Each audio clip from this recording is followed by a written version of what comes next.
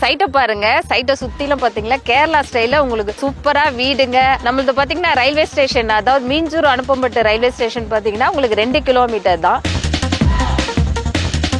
இன்னும் ஒரு 2 இயர்ஸ்ல நல்ல டெவலப்மெண்ட் ஆகிற ஏரியா. பிடிச்சிருந்தா வாங்குங்க.